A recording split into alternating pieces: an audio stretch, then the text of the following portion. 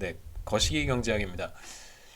그 이번 학기에 우리 수강생 숫자가 한 40, 현재 지금 49명으로 되어 있는데요. 50명 정도면 뭐 대면 수업을 하는데 큰 어려움은 없을 것 같아서 이번 학기에 가능하면 뭐 여러분이나 저의 건강이 허락이 된다면 가급적 대면 수업을 하는 방향으로 진행을 하겠습니다. 제가 지난주부터 좀 몸 상태가 좋지 않아서 그 예, 뭐 당연히 이제 자가 진단이랑 신속 항원 검사를 했는데 계속 음성이 나와서요.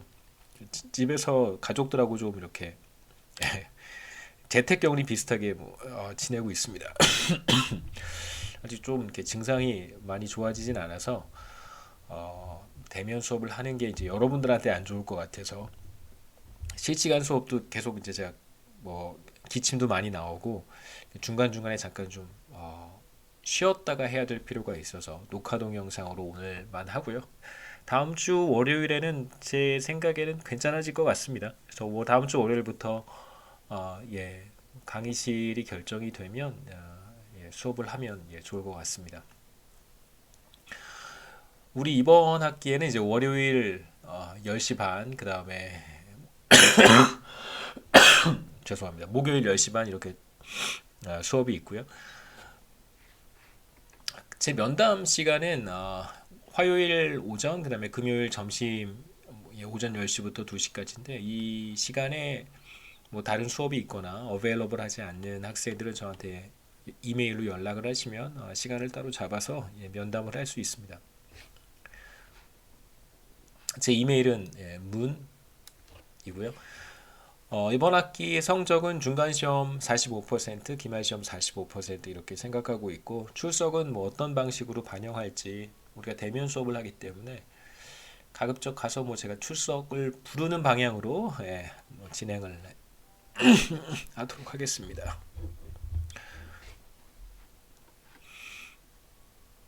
그래서 이번 학기에 이제 거시경제학에서 제가 여러분들께 소개할 내용들은 수업 목표 한번 보시면 예, 거시경제에 나타나는 이제 장기적인 현상 그리고 단기적인 현상을 이제 구분해서 전반부에는 장기적인 현상을 좀 살펴보고 이제 후반부에 가서는 이제 단기적인 현상을 보도록 하겠습니다. 그래서 장기적인 현상이라고 하는 것은 대표적으로 지속적으로 경제가 성장하는 그러한 현상을 장기적인 현상이라고 하고요. 그러한 지속적인 경제 성장이 어떻게 나타날 수 있는지 간단한 세 가지 모형을 제가 여러분들께 소개하도록 하겠습니다. 그 다음에 이제 우리가 지금 겪고 있는 팬데믹 상황, 그 다음에 그 이후에 여러 가지 공급 체인, 예, 서플라이 체인 쇼티지에 따른 급격한 물가 상승, 그 다음에 뭐 한국은 조금 다르긴 합니다만 이제 전 세계에 걸쳐서 나타나고 있는 이제 노동 공급 부족 현상 같은 것들 이제 이걸 우리가 어떻게 설명할 수 있을지 뭐 이러한 현상들은 비교적 꽤 오랜 시간 지속이 될 거라고 예상은 됩니다. 올해, 내년, 그 다음에 2023년까지 지속이 될 것 같은데요. 이제 그 정도의 시간, 2년에서 3년 정도의 시간은 거시경제학에서 단기라고 보통 분류를 하기 때문에 이런 단기에 나타나는 실업의 문제라든가 뭐 거꾸로 얘기하면 이제 사실 실업 문제라기보다는 이제 예, 죄송합니다. 예, 고용의 문제, 그 다음에 인플레이션의 문제 이런 것들을 우리가 어떻게 설명할 수 있을지, 그 다음에 뭐 경기 변동의 문제, 경기가 좋기도 하고 이제 나쁘기도 하고요. 이런 현상들, 업앤다운이 있는데 그걸 이제 조금 어려운 말로 우리가 경기 변동이라고 이야기를 합니다. 구체적인 얘기는 나중에 우리가 이번 학기에 다 커버할 거고요. 그래서 그리고 이제 마지막에 몇 가지 뭐 소득 불평등의 문제라든가 실업, 인플레이션, 뭐 성장의 정체, 뭐 재정 위기 이런 것들 이제 기회가 되면 마지막 시간에 더불어서 같이 얘기하도록 하겠습니다. 교재는 매크로 이코노믹스 5판 찰스 존스의 책인데요. 이 책은 서점에서 구입하실 수 있는데 비교적 가격이 좀 비쌉니다. 그래서 시험을 어떤 이제 뭐 거시경제학과 관련된 공무원 시험을 준비하는 학생들에게는 이제 뭐 제 생각에는 한 권쯤 가지고 있으면 좋을 거라고 생각은 하지만 그 이외의 학생들에게는 큰 의미는 없을 것 같고요. 그러니까 금융공기업이라든가 이제 공무원 시험의 경제학, 특히 이제 거시경제학을 준비해야 되는 학생들에게는 책을 구입하면 도움이 될 것이다라고 제가 확신을 갖고 말씀드릴 수 있지만 뭐 그렇지 않은 학생들은 뭐 예, 우리 교내 도서관을 통해서 대출을 하셔도 좋고 그 다음에 웬만한 내용들은 다른 거시경제학 교과서와 크게 다르진 않기 때문에 나중에 제가 나중에 제가 중간 시험 이후에 경기 변동에 대한 이야기를 좀 집중적으로 할 때는 경기 변동은 이 찰스 존스의 교재, 우리 교재와 다른 교재가 좀 차이가 있습니다. 그래서 그 부분은 제가 가급적 강의 노트를 좀 충실하게 만들어 놨으니까 필요한 부분들은 또 강의 노트를 참고하시면 될 것 같고요. 그래서 병행하시면 예 좋겠습니다. 뭐 이번 학기에 전반부에서는 이제 경제 성장에 대한 이야기를 제가 많이 할 거고요. 네, 노동시장, 그 다음에 인플레이션에 대한 이야기도 더불어서 하도록 하겠습니다. 그래서 중간 시험은 4월 21일 목요일 10시 반으로 잡았고요. 그 다음에 중간 시험 이후에는 주로 단기 경기 변동에 대한 이야기, 그 다음에 통화 정책, 시간이 된다면 재정 정책에 대한 이야기까지 함께 얘기하도록 하겠습니다. 기말 시험은 6월 16일 목요일 10시 반. 시험은 이제 목요일에 있다고 생각하시면 예 되겠습니다.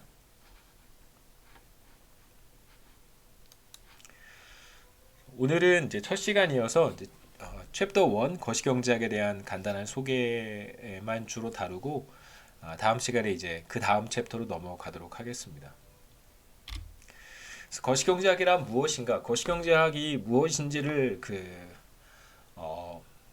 이해하는 가장 좋은 방법은 이제 거시경제학자들이 어떤 연구를 하는가, 그 다음에 거시경제 정책에는 어떤 것들이 있는가 이렇게 접근하는 것이 사실 제 생각에는 여러분들에게 큰 도움이 될 거라고 보고요. 이제 거시경제학이라고 하는 것은 이제 개인과 기업들의 선택의 집계라고 할 수 있습니다. 집계는 다 모아놓은 것이라는 뜻이고요. 에그러게이시라는 표현을 씁니다. 그러니까 특정 소비자 그룹만 보는 것이 아니라 경제 전체의 소비자들의 총 소비가 어떻게 되는지, 기업들이 투자를 할 텐데 뭐 대기업이라든가 혹은 뭐 중소기업만 보는 것이 아니라 기업 전체, 기업의 투자가 어떻게 움직이는지 이런 것들, 그다음에 뭐 특정 계층에 대한 고용의 문제도 물론 볼 수 있겠습니다만 우리의 관심사는 이제 노동시장 전체 고용 지표 전체, 그 집계된 고용 지표, 그다음에 실업 뭐 이런 문제라고 할 수 있겠죠. 그래서 시장을 통한 개인과 기업들의 인터랙션이 한 국가, 그다음에 지역 혹은 전반적인 경제 활동에 어떠한 영향을 미치는지를 이제 분석하는 것이라고 할 수 있습니다. 그래서 거시경제학은 개인들과 기업들의 의사결정을 집계하고 에그리게이트 하는 것이죠. 집계하고 재화와 서비스 시장, 그 다음에 노동시장, 자본시장, 금융시장과 같은 다양한 시장을 이제 동시에 분석을 하기 때문에 기본적으로 미시경제학에 대한 이해가 수반 되게 됩니다. 그래서 제가 실라버스 얘기할 때 말씀은 드리지 않았지만 사실 미시경제학을 수강을 하고 거시경제학을 수강하는 것이 조금 더 도움이 됩니다. 물론 미시경제학을 수강하지 않고 거시경제학을 수강한다고 해서 뭐 수강할 수 없는 건 아니지만 미시경제학에서 시장에 대한 전반적인 이해를 가지고 난리지를 습득한 이후에 이제 거시경제학을 보는 것이 여러 가지 면에서 도움이 된다고 할 수 있고요. 말씀드렸듯이 거시경제학이 무엇인가를 조금 더 깊게 이해할 수 있는 가장 좋은 방법은 거시경제학에서 다루는 문제들, 어떤 토픽들을 거시경제학자들이 관심을 갖고 들여다보는지, 그 다음에 이제 거시경제 지표에는 어떤 것들이 있는지를 보는 것입니다. 둘 다 제가 하나씩 설명을 하도록 하겠습니다. 우선 거시경제학에서 주로 다루는 이제 첫 번째 문제는 경제 성장과 물가라고 할 수 있겠죠. 경제 성장, 이코노믹 그로스라고 하고요. 물가는 전반적으로 우리가 프라이스 레벨이라고 부릅니다. 그래서 프라이스 레벨이라고 하면 물가 수준이고요. 뭐 인플레이션은 그냥 인플레이션이라고 이야기합니다. 물가 수준의 이제 퍼센티지 변화를 우리가 인플레이션이라고 얘기하고요. 1960년에 한국의 연간 1인당 GDP는 2010년 달러 가치로 평가했을 때 대략 한 1000달러 정도 됩니다. 그러니까 뭐 대충 얘기하면 한 달에 한 10만 원 정도의 소득이 있었다. 그러니까 연간 소득이 한 뭐 120여만 원 정도밖에 되지 않는 것이죠. 이제 월 소득이 10만 원 정도 그랬었는데 뭐 60년이 지난 2020년에는 1인당 GDP가 이제 3만 달러를 넘어섰습니다. 그래서 한 30배 이상 1인당 GDP가 늘어났다. 그 60년 사이에 30배 이상 1인당 GDP가 늘어났다는 걸 우리가 확인할 수 있고요. 그래서 다른 국가들과 비교했을 때 비교적 짧은 시간 내에 1인당 GDP가 뭐 혹은 1인당 소득이 크게 늘어난 경우라고 할 수 있는데 한국의 1인당 GDP가 이렇게 빠르게 뭐 1인당 GDP가 뭐냐? 는 건 나중에 제가 설명을 드릴게요. 대충 1인당 GDP가 뭔지는 알고 계실 것 같아요. 한 국가의 이제 어떤 평균적인 국민의 소득 수준을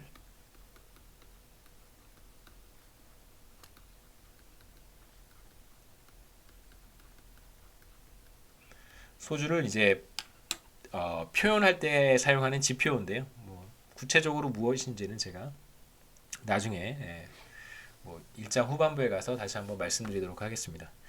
구체적인 정의는 우리가 계속해서 볼 테니까 한국의 1인당 GDP가 이제 빠르게 증가했음에도 불구하고 여전히 미국과는 상당한 차이가 있습니다. 미국의 1인당 GDP는 뭐 한국보다 훨씬 더 높은 수준이죠.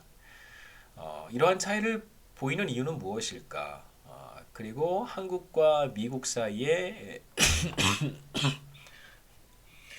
소득 수준의 격차는 계속해서 유지가 될 것인지 아니면 좁혀질 것인지 또는 한국의 이러한 성장 패턴이 앞으로도 계속 이어질 수 있을지 뭐 좀 회의적이긴 합니다만 그럴 수 있을지 이런 것들이 이제 우리의 관심사라고 할 수 있겠죠. 뭐 최근에 물가 상승률이 매우 낮은 수준을 보였고요. 그렇지만 이제 지난 1년 동안 뭐 지금 3% 넘어서긴 합니다만 이건 예, 보이고 있는데 그 이유는 무엇이며 물가 상승률이 중앙은행의 목표치에 도달하도록 하려면 이제 어떻게 해야 되는지 지금은 중앙은행의 목표치를 훨씬 더 뛰어넘었습니다. 제가 슬라이드를 미처 고치지 못했는데 지금은 중앙은행의 목표치를 상회하고 있는 상태입니다. 제가 1장 마지막 부분에 인플레이션과 관련된 데이터도 준비를 했으니까 한번 보여드리도록 하겠습니다. 그래서 뭐 지금의 사실 문제는 현재 물가 상승률은 3%를 넘어섰고요. 중앙은행의 목표 수준은 타겟 이걸 이제 우리가 물가 안정 목표치 뭐 타겟이라고 얘기하는데요. 타겟을 사실 상회하고 있는 상황입니다. 중앙은행이 한국은행이죠. 각국에 이제 중앙은행이 있는데 센트럴 뱅크 중앙은행이 있는데 이제 이 중앙은행이 뭐 경제 안정화라든가 성장 안정화라든가 이제 물가 수준을 관리하는 중요한 역할을 하고 있습니다. 물론 이제 그런 역할만 하는 건 아니고요. 다양한 또 지급 결제부터 시작해서 많은 일들을 수행하고 있는데 한국의 중앙은행은 한국은행이니까 이제 한국은행이 어떠한 정책을 펴서 물가 상승률을 이제 목표 수준에 근접하게 만들 것인가 이것도 이제 우리가 나중에 살펴보도록 하겠습니다. 쉬운 문제는 아니죠. 그렇게 단순하지는 않습니다만. 그 다음에 두 번째로 노동시장과 고용, 그 다음에 실업 뭐 이렇게 나누어서 볼 수 있는데 이제 팬데믹 상황을 우리가 지금 이렇게 겪고 있습니다. 얼마 전에는 실업률이 굉장히 높은 수준까지 상승하기도 했었는데 평균적으로 봤을 때 한국의 실업률은 한 4% 안팎으로 변화하고 있어요. 그러니까 4%가 채 되지 않았던 시기가 굉장히 많습니다. 유럽이라든가 혹은 이제 미국과 비교했을 때 상대적으로 실업률이 높지는 않은 편인데 왜 그런 것일까? 그 다음에 실업률을 결정하는 요인이 무엇일까? 국가 간의 실업률의 차이가 제가 지금 말씀드렸던 실업률을 결정하는 요인의 차이에서 오는 것일까? 또 이런 것도 우리가 생각해 볼 만한 문제고요. 우리나라 실업률은 경기 변동에 과연 민감하게 반응하는가? 이제 경기가 좋지 않을 때 실업률이 일반적으로 상승하고 경기가 좋을 때 이제 실업률이 하락하는 뭐 경기가 과열될 때겠죠. 실업률이 하락하는 그러한 어떤 그 패턴을 보이는지 그 다음에 일자리가 만들어지는 것, job creation. 그 다음에 일자리가 사라지는 것, 일자리 생성과 소멸은 이제 어떻게 이루어지는지, 더 많은 일자리를 만들어내기 위해서는 우리가 어떻게 어떠한 정책을 생각해 볼 수 있을지 이런 것들도 노동시장과 고용 관련해서 중요한 이슈가 될 거고요. 그 다음에 이제 금융시장으로 가보면 금융시장은 글로벌 금융위기 2008년부터 2008년부터 있었던 글로벌 금융위기 이걸 이제 보통 우리가 The Great Recession이라고 부릅니다.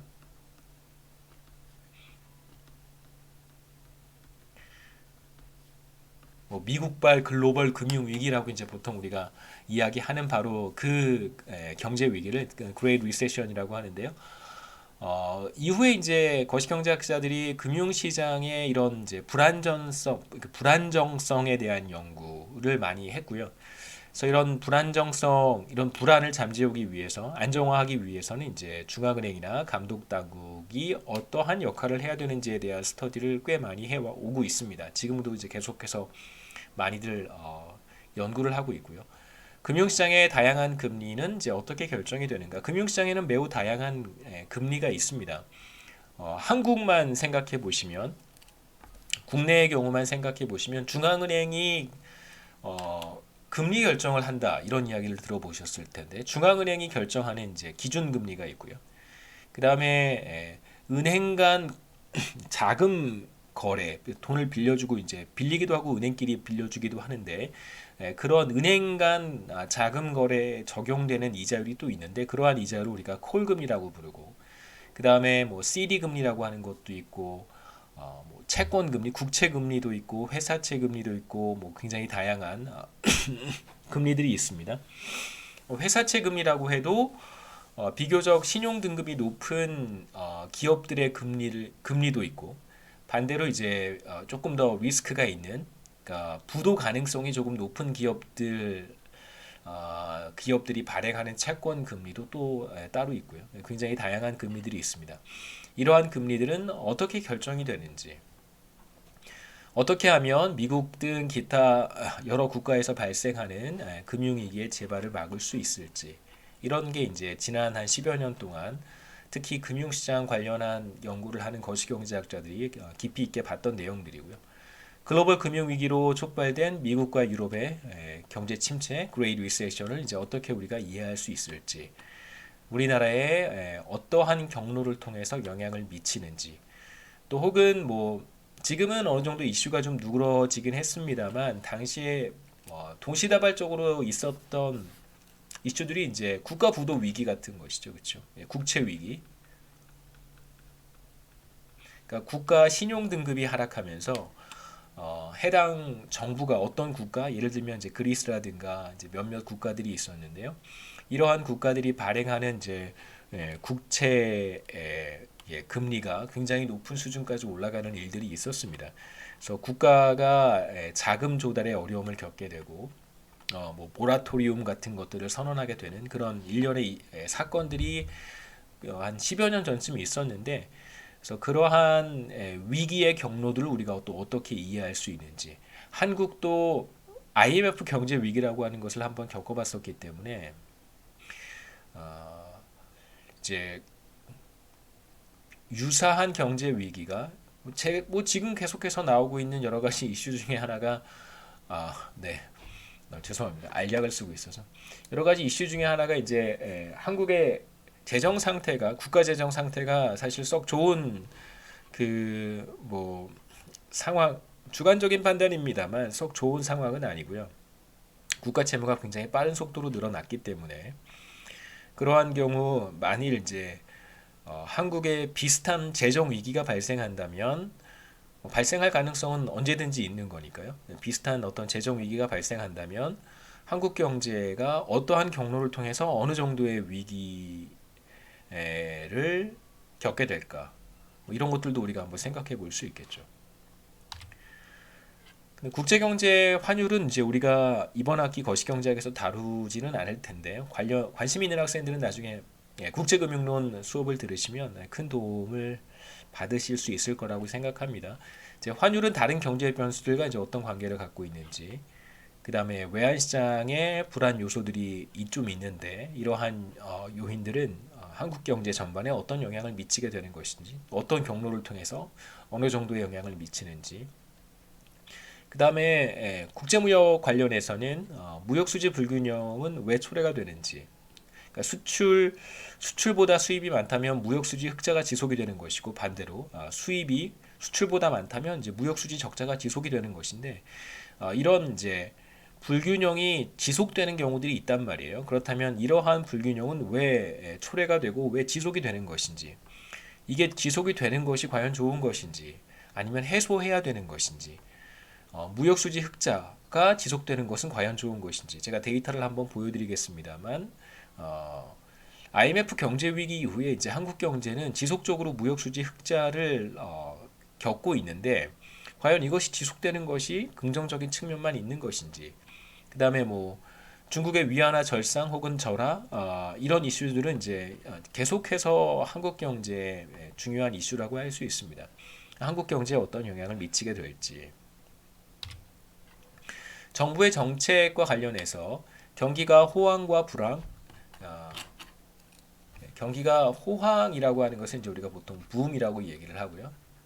그 다음에 이제 불황을 리세션이라고 얘기합니다.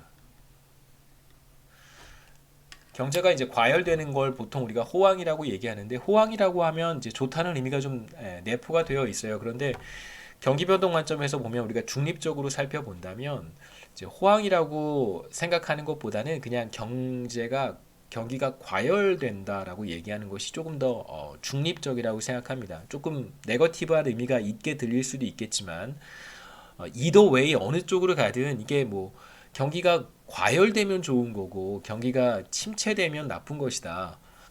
침체되면 불황이고 경기가 과열되면 호황이다라고 하는 것도 사실은 좀 저는 개인적으로 그렇게 좋은 편이라고 생각하지는 않습니다.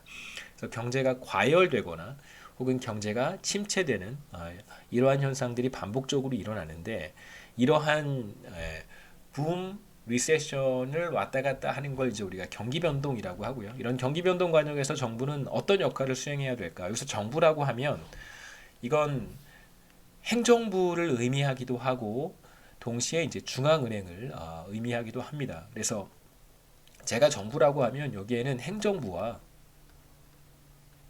당연히 국회도 들어가고요.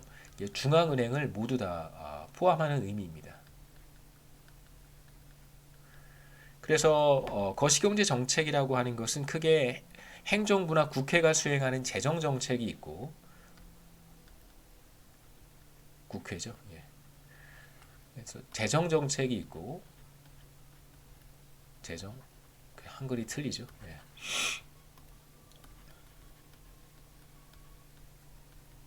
그 다음에 이제 중앙은행이 수행하는 통화정책 혹은 금융정책이 있습니다.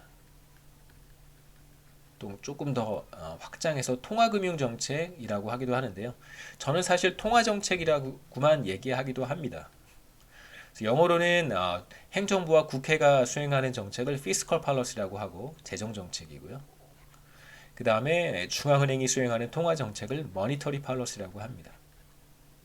그래서 거시경제학에서 뭐 제가 그냥 뜬금없이 정부라고 하면 행정부를 가리키는 게 아니고 이런 행정부와 국회와 중앙은행을 모두 다 통칭하는 것이다라고 생각하면 되겠습니다. 그래서 정부의 경기부양책이 경제 전체에 어떤 영향을 미치는지, 재정정책, 확장적 재정정책이든 뭐 확장적 통화정책이든 확장적 재정정책은 죄송합니다. 확장적 재정 정책은 정부가 이제 돈을 사용하는 것이죠. 예, 돈을 쓰는 것입니다. 정부가 정부 재정 지출을 늘린다든가, 그 다음에 세금을 감면해 준다든가, 혹은 이제 중앙은행이 금리를 인하한다든가, 또는 과거에 이제 그 양적 완화라고 하는 이름으로 미국 중앙은행에서 이제 헬리콥터 드랍이라고 해서요, 공중에서 돈을 뿌린다는 식으로, 그래서 금융기관들을 통해서 유동성을 공급하는 이런 형태들을 이제 우리가 확장적 재정 정책 혹은 확장적 통화 정책이라고 합니다. 이런 이제 정부의 경기 부양책이라고 할 수 있는데, 이런 정책이 거시경제에 어떤 영향을 미치게 되는 것일까? 과거에 한번 성공했던 정책을 똑같이 이번에도 사용하면 똑같은 효과를 볼 수 있을까? 경제는 사실 그 어떤 물리의 법칙이 적용되는 세상은 아니기 때문에 기본적으로 경제 상황도 다르고, 그 다음에 사람들의 행동도 조금씩 다르기 때문에요. 10년 전에 소비자나 기업의 어떤 행태와 지금 소비자 기업의 행태가 분명히 좀 다른 측면이 있을 것이고, 산업 구조도 다를 것이고, 여러 가지 다른 면들이 있습니다. 그래서 10년 전에 성공했던 정책이 지금도 성공하리라고 이제 우리가 말할 수는 없겠죠. 그 다음에 비슷한 정책을 시행한다고 하면 사람들이 대부분 어느 정도 예상하기 때문에, 사람들이 그러한 정책을 예상하고 행동을 한다면 정책의 효과가 또 다르게 나타날 수도 있습니다. 그 다음에 이제 정부 적자가 누적이 되어서 국가 채무가 늘어날 경우에 이제 어떤 문제가 생길 수 있는지, 중요한 문제겠죠. 경기 침체에 대한 현 정부의 정책은 과연 올바른가, 우리가 노모티브한 관점에서도 접근해서 설명해 볼 수 있을 것입니다. 금융시장과 주택시장에 나타나는 이제 거품이 존재한다면, 버블이라고 하는 것이 존재한다면, 이런 이제 버블을 우리가 어떻게 이해해야 되는지, 물론 이제 버블이 있는지 없는지부터 먼저 판단하는 게 중요하겠죠. 그다음에 최근 이슈가 되고 있는 이제 가계부채, 앞으로 어떻게 될지, 더욱 심해질지, 아니면 어떻게 안정화될 수 있을지, 이것도 중요한 이슈라고 할 수 있습니다. 그 다음에 이어서 이제 거시경제학에서 관심을 갖는 변수들을 이제 간단하게 볼 텐데요. 물론 뭐 이거보다 훨씬 더 많습니다. 제가 그냥 간단하게만 정리를 해놓은 것이고, 경제 전반의 어떤 큰 그림을 우리가 볼 수 있는 지표로는 1인당 GDP, 그 다음에 GDP의 증가율 혹은 뭐 성장률, 뭐 경제 성장률이라고 부르기도 하고, 물가 상승률, 이걸 뭐 똑같은 이름으로 인플레이션율이라고 부르기도 합니다. 그 다음에 다양한 지표들이 존재하겠죠. 뭐 재고 증감률이라든가 뭐 등등등, 뭐 경기 선행 지수도 있고 경기 후행 지수도 있고 경기 동행 지수 이런 것도 있고 뭐 다양합니다.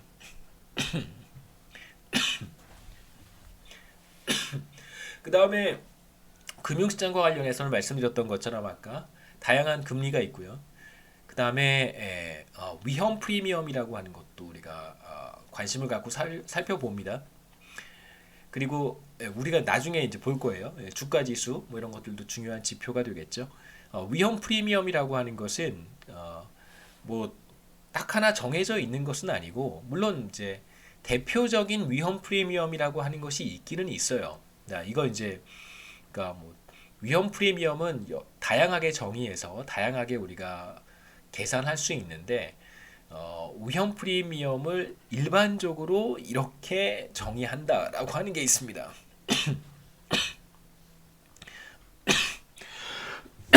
그래서 위험 프리미엄은 보통 회사채 금리와, 가장 보편적으로 사용하는 위험 프리미엄은 회사채 금리와 이제 국공채 금리 사이의 금리 차이를 이제 위험 프리미엄이라고 불러요. 국공채 금리는 이제 국가가 발행하는 채권이니까 상대적으로 안전하겠죠. 국가가 망하지 않는 한은, 그러니까 정부가 파산하지 않는 이상은 이 채권을 가지고 있는 사람은 채권에 약정이 되어 있어요. 몇 년까지 얼마를 상환한다. 그 다음에 이제 연간 수익률은 정부가 이 채권을 가지고 있는 사람에게 매년 몇 %의 금리를 지급한다라고 하는 게 이제 명시가 되어 있습니다. 국공채 금리인데 정부가 정부가 파산하지 않는 이상은 당연히 예, 국공채를 가지고 있는 사람은 약정한 이자를 받고 그 다음에 만기가 되면 빌려준 돈을 이제 상환받을 수 있겠죠. 그래서 대표적인 안전자산이고요.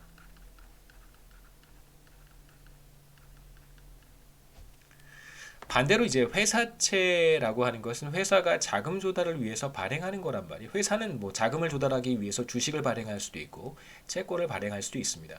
뭐 이 경우에는 이제 채권을 우리가 보는 것이죠.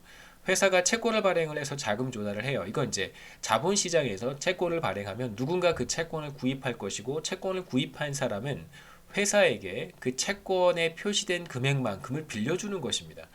당연히 마찬가지로 국공채와 마찬가지로 회사채에도 이게 금액이 적혀 있고 매년 얼마만큼의 이제 뭐 이자를 지급한다 뭐 대충 이런 것들이 있겠죠.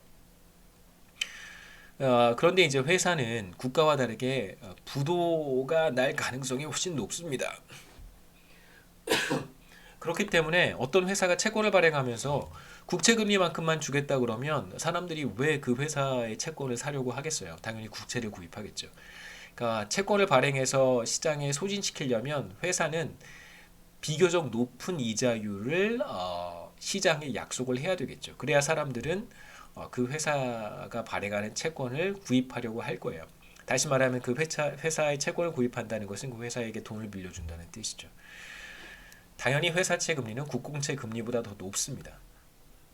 그래서 이 금리 차이를 이제 일반적으로 우리가 위험 프리미엄이라고, 리스크 프리미엄이라고 부르는데, 리스크 프리미엄은 그냥 우리가 다양하게 정의해서 사용할 수 있어요. 그 위험 자산과 안전 자산 사이의 수익률 차이를 일반적으로 위험 프리미엄이라고 부릅니다.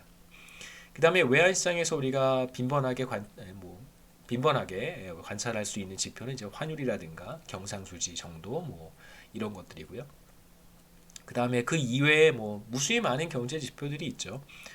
정부의 부채 규모라든가 재정 수지 적자가 GDP 대비 몇 퍼센트인가, 그 다음에 주택 가격이 몇 퍼센트 상승했는가 이런 것들도 이제 우리가 관심을 갖고 들여다볼 수 있는 지표들입니다.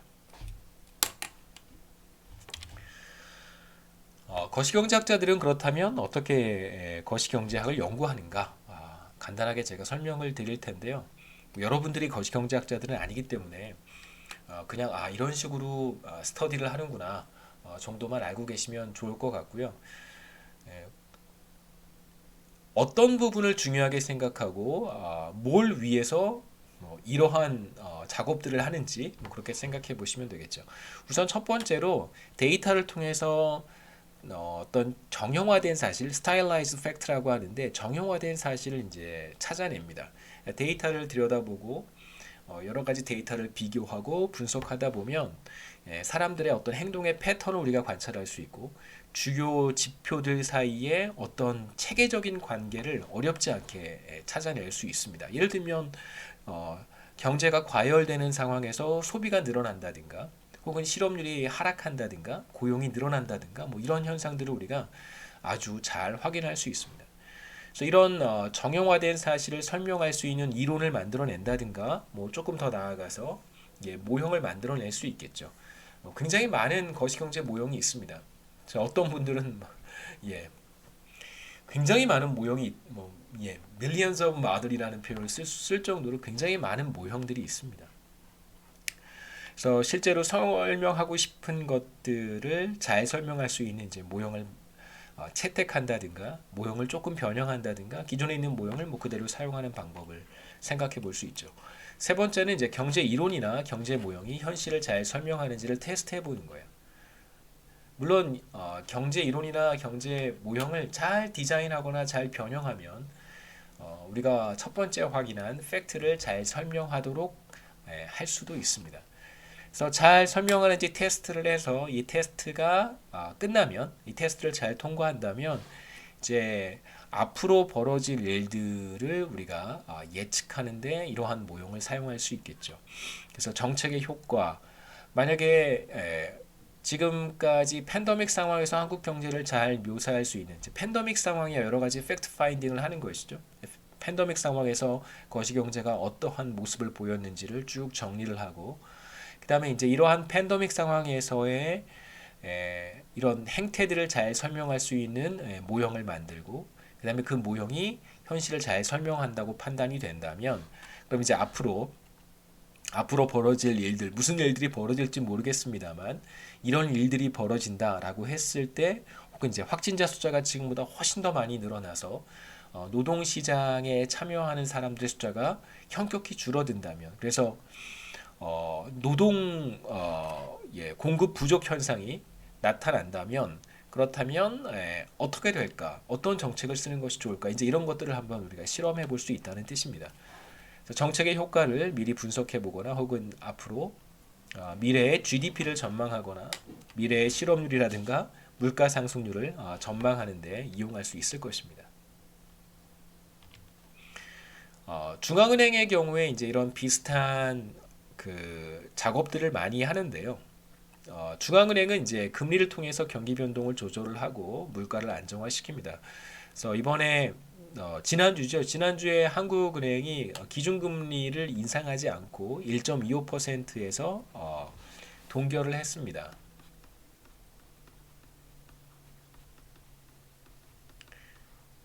그래서 물가 상승률은 꽤 높은 수준을 유지하고 있는데 러시아가 이제 우크라이나를 공격하면서 침공하면서 세계 경제의 어떤 불확실성이 커졌다고 하는 사실을 이제 어느 정도 반영을 한 것이죠. 그래서 기준금리를 인상하지 않고 국내 물가 상승률이 비교적 높은 상황임에도 불구하고 제가 좀 바꿔 썼으면 좋았을 텐데 이번 달에 이제 기준금리를 인상할 것으로 예상이 됩니다. 향후 경제 상황과 이제 물가는 어떻게 될까? 아까 이제 우리의 관심사라고 한번 해보죠. 중앙은행이 금리를 통해서 경기 변동을 조절하려고 했던 과거의 데이터는 굉장히 많습니다. 지난 통화 정책을 통해서 물가 안정을 시도하는 그 이러한 중앙은행의 정책은 90년대 말부터 사실 2000년부터 시작이 됐다고 여러분 생각하시면 돼요. 그러니까 최소한 20여 년에 걸친 데이터가 축적이 되어 있기 때문에 이런 데이터를 우리가 잘 이용하면 금리와 물가, 그 다음에 GDP, 뭐 혹은 경기 사이의 이제 관계를 우리가 찾아볼 수 있을 거예요. 그래서 데이터를 통해서 확인을 하고 두 번째로 금리, 물가, 경기 사이의 관계를 잘 설명할 수 있는 이제 모형을 뭐 다른 사람들이 훌륭한 경제학자들이 만들어 놓은 모형을 사용해도 괜찮고 잠깐 조금씩 변형을 해도 좋고 아니면 뭐 새롭게 만들어도 좋습니다. 세 번째로 이렇게 만든 혹은 변형한 모형이 이제 과거의 데이터를 잘 설명하는지 확인을 하고요. 이제 그렇다면 앞으로 중앙은행이 금리를 인상하는 경우 어떤 현상이 나타날 수 있을지 한번 우리가 실험해 볼 수 있겠죠. 뭐 일종의 시뮬레이션이라고 하겠습니다. forecasting이라고 부르기도 하고요. 또는 뭐 시뮬레이션이라고 얘기할 수 있겠죠.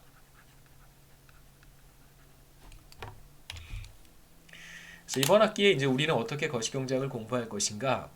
뭐 간단하게만 말씀을 드리겠습니다. 크게 이제 장기와 단기로 구분을 하려고 하고요. 장기의 문제는 경제 성장이라든가 발전, 기술 진보, 뭐 R&D 같은 것들을 이제 통칭해서 이야기할 수 있습니다. 주로 1인당 GDP가 지속적으로 늘어나는 그런 현상을 이제 경제 성장이라고 얘기하는데 그러한 현상이 왜 나타나는지 설명을 하려고 하고요. 국가 간의 소득 격차를 우리가 어떻게 또 설명할 수 있는지 그게 전반부에서 우리가 보려고 하는 장기의 문제라고 얘기할 수 있습니다. 이어서 뭐 중간 시험 시작하기 전쯤에 우리가 단기의 문제로 들어갈 텐데 단기의 문제는 뭐 바로 경기 변동이에요. 붐과 리세션이 반복되는 현상이겠죠. 이건 이제 우리가 영어로 비즈니스 사이클이라고 합니다. 뭐 또는 다른 말로 이코노믹 플럭추에이션이라고 부르기도 해요.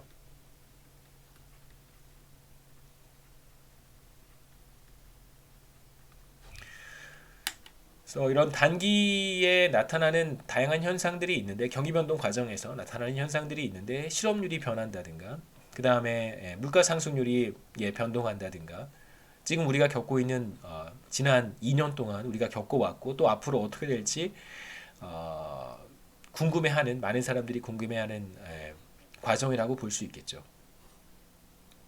그래서 거시경제의 장기 그다음에 단기의 문제를 살펴본 다음에 가급적 이번 학기에는 뭐 대면 수업을 우리가 할 테니까 많은 내용들을 좀 커버해 보려고 합니다. 그래서 미시경제학에 기초한 소비라든가 투자, 그다음에 정부의 문제, 환율과 국제금융은 넘어갈 거고요. 글로벌 금융 위기를 간단하게 제가 여러분들께 설명하도록 하겠습니다. 환율과 국제금융은 국제금융론에서 여러분 들으시면 좋을 것 같고요. 그래서 글로벌 금융위기에 대한 이야기를 좀 하면서 금융시장이 경제 위기를 증폭시키는데 사실 글로벌 금융위기 과정에서는 금융시장이 제대로 작동하지 못하면서 뭐 신용경색 이런 얘기 들어보셨을 거예요. 작동하지 못하면서 그 위기가 이제 증폭된 상황이었었는데 금융시장의 어떤 기능이라든가 이런 기능들이 이제 거시경제에 어떠한 영향을 미칠 수 있는지 좀 보도록 하겠습니다.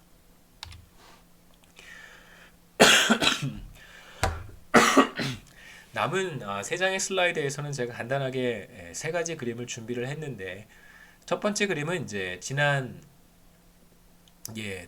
60년 동안 한국의 1인당 GDP가 어떻게 변해왔는지를 보여주는 그림인데요.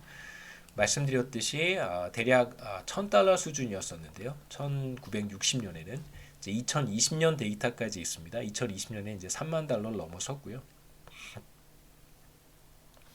그 다음에 보시면 굉장히 빠른 속도로 1인당 GDP가 늘어난 걸 확인할 수 있는데 몇 번의 그 변화가 눈에 띕니다. 그래서 2000년 전후로 해서 나타났던 1인당 GDP의 감소는 이거 이제 IMF 경제 위기 혹은 아시아 금융 위기라고 보통 통상적으로 얘기하죠. 뭐 태국과 한국 그다음에 뭐 인도네시아 몇 개 아시아 국가들이 동시에 경제 위기를 맞이했었기 때문에 그다음에 두 번째 경제 위기 한 번 더 1인당 GDP가 약간 슬라이틀리 감소하는 시기가 있었는데요. 바로 이 시기가 글로벌 금융 위기입니다.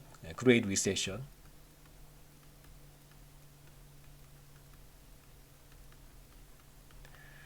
그리고 이제 최근에 팬데믹이겠죠. 팬데믹 상황에서 2020년 그다음에 2021년까지 2년의 기간 동안 이제 경제가 크게 위축이 됐었습니다. 이건 이제 미국 데이터를 사용한 것이기 때문에 그러니까 FRB 미국의 중앙은행에서 그 전 세계 국가들의 이제 경제 데이터를 모아서 제공하는 웹사이트가 있는데요. 프레드라고. 이 프레드에서 제가 추출한 데이터인데 물론 이제 한국 데이터는 2021년까지 있습니다만 아직 2021년까지는 안 나왔죠. 2021년 3분기 데이터까지는 나와 있는 것 같아요. 아직 2021년 전체 데이터가 나온 것은 아닙니다만 2020년까지 데이터가 있어서 제가 여러분들께 소개한 거고요. 실업률 데이터입니다. 마찬가지로 데이터 소스는 프레드고요. 그래서 구글에서 프레드라고 치시면 제가 말씀드렸던 이제 미국 중앙은행의 데이터베이스인 프레드 접속하실 수 있습니다. 실업률 데이터는 월별 데이터예요. monthly 데이터라고 부르기도 합니다. 자, 월별 데이터 1990년부터 있고 보시면 이제 세 번의 스파이크가 있었는데 첫 번째 스파이크는 이제 IMF 경제 위기고요. 이때는 8%가 넘었었습니다. 역사상 유례 없었던 이제 굉장히 높은 실업률을 경험했던 시기이기도 하고 꽤 오랜 시간 동안 실업률이 지속됐다는 것도 확인해 볼 수 있겠죠. 꽤 오랜 시간 동안 여기서부터 여기까지 꽤 오랜 시간 동안 실업률이 높은 상황이었었고요. 그 다음에 이제 한 번 더 스파이크가 있었는데 그게 바로 글로벌 금융 위기 기간이었었습니다. 그 다음에 이제 최근에 팬데믹 상황에서 지난 글로벌 금융 위기보다 더 높은 실업률을 기록했었죠. 그래서 지난 팬데믹 상황에서 실업률은 한국 역사상 아마 두 번째로 높은 실업률을 기록했던 시기가 될 거예요.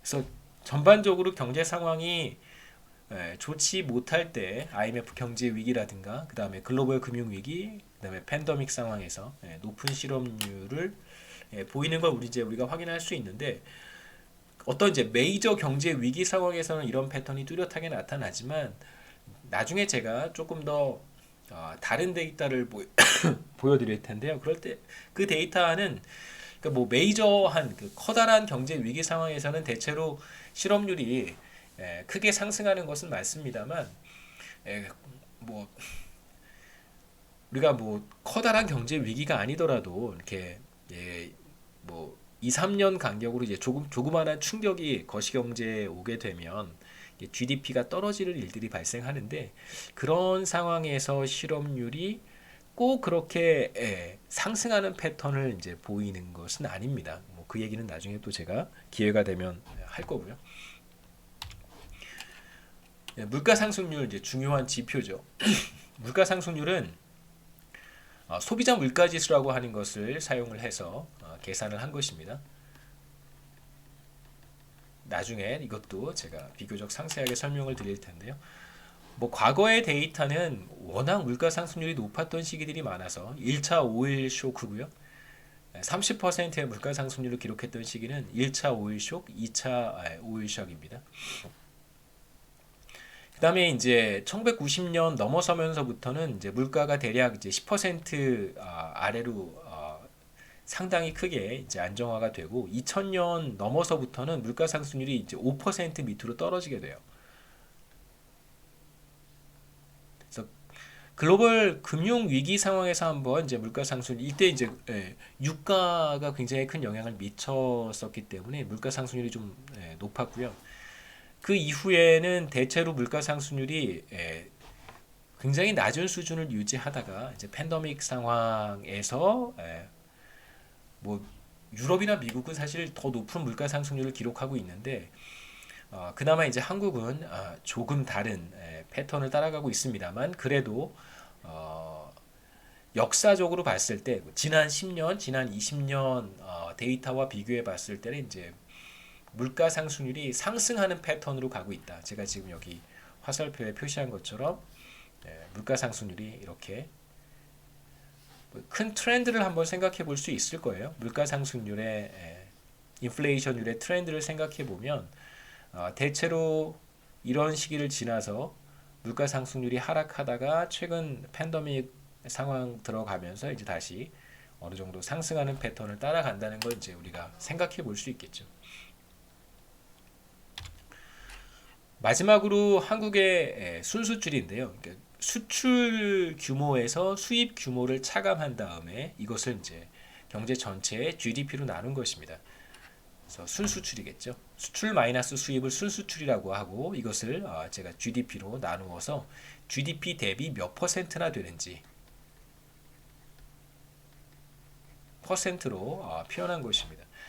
보시면 이제 2000년 IMF 경제 위기 전까지는 대체로 이제 한국은 무역 수지, 그러니까 수출보다 수입이 더 많은 나라였었습니다. 그래서 무역 수지 적자라고 얘기할 수 있겠죠. 순수출이 마이너스였었는데 이제 IMF 경제 위기 이후에 물론 몇 년의 시간을 거친 다음에 이제 수출이 수입보다 많아지게 된 것입니다.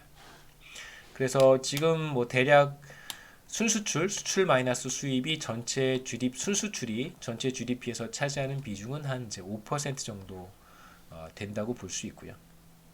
뭐 높으면 7, 8%, 낮을 때는 뭐 한 2, 3%도 있지만 대략 한 5% 수준을 유지하고 있다 이렇게 얘기할 수 있겠죠. 여기까지가 일장의 내용이고 이제 다음 시간에 제가 뭐 강의실 한번 확인해 봐야 되는데 다음 시간에 이제 대면 수업으로 강의실에서 2장 내용을 얘기하도록 하겠습니다.